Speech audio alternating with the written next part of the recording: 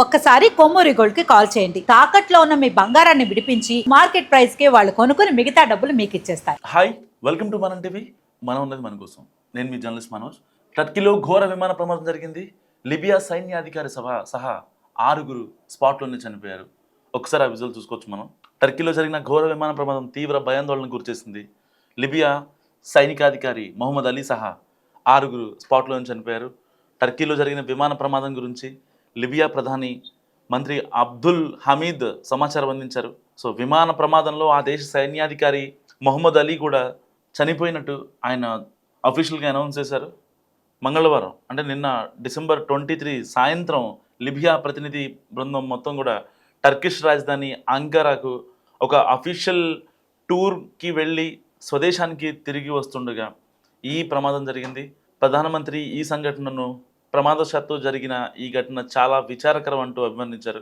ఇది లిబియాకి పెద్ద నష్టం అన్నారు. ఎందుకంటే సైన్యాధికారులు ఆ దేశ యొక్క సెన్సిటివ్ ఇన్ఫర్మేషన్ వాళ్ళ దగ్గర చాలా ఉంటుంది. అండ్ ఇప్పటిదాకా లిబియాని శత్రు దేశాల నుంచి ఎలా రక్షించాలో సో వీళ్ళు చాలా కీలక పాత్ర పోషించారు. శత్రువులు ఎన్ని పన్నాగాలు పన్నినా సరే వీళ్ళు వాటిని సమర్థవంతంగా ఎదుర్కొనేవాళ్ళు.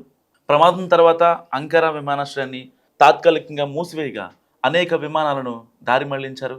ప్రమాదానికి గల కారణాలపై దర్యాప్తు జరుగుతోంది. సో ఈ సంఘటన లిబియా సేఫ్టీ అండ్ సెక్యూరిటీకి ఎదురు దెబ్బగా పరిగణిస్తున్నారు.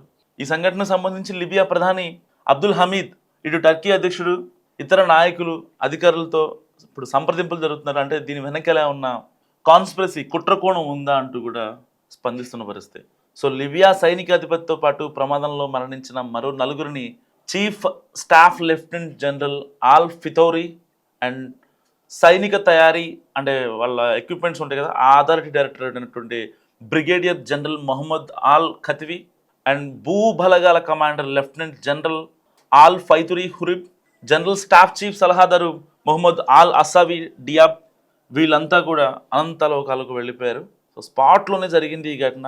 మంగళవారం రాత్రి 8:30 అంకారాలోని ఏసెన్బోగా ఇంటర్నేషనల్ ఎయిర్పోర్ట్ నుంచి విమానం బయలుదేరింది.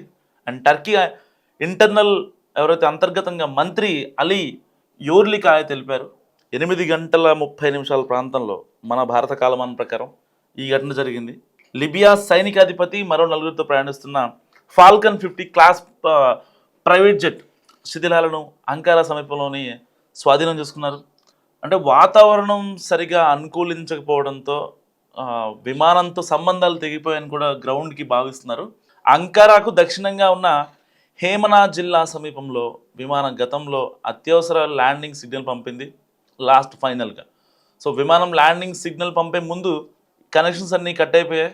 కొన్ని నిమిషాల తర్వాత హేమనా జిల్లాపై ఆకాశంలో ప్రకాశవంతమైన కాంతి కనిపించింది. సో దీంతో భద్రతా సంస్థలు చర్య తీసుకోవడానికి ప్రయత్నించాయి. కానీ అప్పటికే విమానం మొత్తం కాలి బూడిదైపోయింది.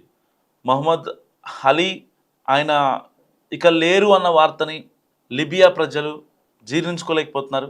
పశ్చిమ లిబియాలో అగ్రశ్రేణి సైనిక కమాండర్ అయిన మొహమ్మద్ అలీ అహ్మద్ ఫాల్కన్ 50 మంది విమానంలో ప్రయాణిస్తున్నాడు. గతంలో కూడా ఎప్పుడైతే హార్మోనీ జెట్స్ ద్వారా ఈ విమానాన్ని రూపొందించారో అప్పటి నుంచి యుద్ధ రంగంలో కూడా చాలా సేవలు అందించిందని చెప్పుకోవచ్చు ఈ విమానం. గతంలో చాలా యుద్ధాల్లో ఇది చాలా కీలక పాత్ర పోషించింది. అంటే ఒక పక్క యుద్ధం జరుగుతున్నప్పుడు లిబియాకి లేకపోతే వేరే దేశాలకి యుద్ధం జరుగుతున్నప్పుడు అంటే పై ఎత్తున ఉండి అయితే ఈ ఆఫీషియల్స్ ఉంటారో కీలకమైన అధికారులు వీళ్ళంతా కూడా పై ఎత్తున ఉండి ఈ యొక్క యుద్ధ విమానంలో అక్కడ పరిస్థితిని పర్యవేక్షిస్తూ ఉంటారు, సమీక్షిస్తూ ఉంటారు. 1988లో తయారు చేసిన ఈ విమానం 10 మంది ప్రయాణికులను మోసుకెళ్లే సామర్థ్యం ఉంది.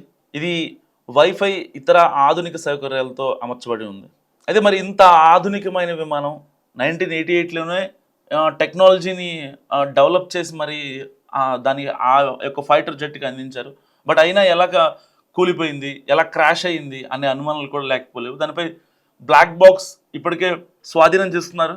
ప్రతి విమానంలో ఒక బ్లాక్ బాక్స్ ఉంటుంది. అంటే ఒక ఫ్లైట్ అది ఏదైనా ఫ్లైట్ సపోజ్ అది టేక్ ఆఫ్ అయ్యి ల్యాండ్ అయ్యేంత వరకు ఇటు ఏటీసీ నుంచి వచ్చే మేడే సిగ్నల్స్ కావచ్చు, ఇటు పైలట్లు పంపించే సిగ్నల్స్ కావచ్చు.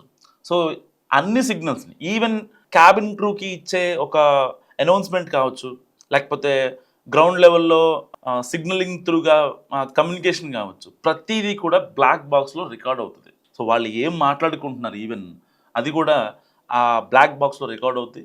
సో ఆ బ్లాక్ బాక్స్ ఇప్పటికే అధికారులు స్వాధీనం చేసుకున్నారు. సో ఎలాంటి సిగ్నల్స్ పంపించారు, చివరి సెకండ్లో ఆ ప్లేన్ క్రాష్ అవ్వడానికి సరిగ్గా 10 సెకండ్స్కి ముందు మరి పైలట్ ఏమన్నా మేడే కాల్ ఇచ్చాడా లేదా అనేది కూడా ఇప్పుడు అధికారులు దర్యాప్తు చేస్తున్న పరిస్థితి. సో ఏదైనప్పటికీ లిబియా కీలక అధికారులు ఒకే ప్లేన్ క్రాష్లో చనిపోవడం, టర్కిష్ వెళ్ళొస్తుండగా ఒక అఫీషియల్ టూర్ అది. సో దానికి వెళ్ళొస్తుండగా ఈ ప్రమాదం జరిగింది. సో ఈ ప్రమాదాన్ని గురించి మీరేమనుకుంటున్నారు మస్ట్ కామెంట్ చేయండి. చూస్తున్నాండి మనం టీవీ.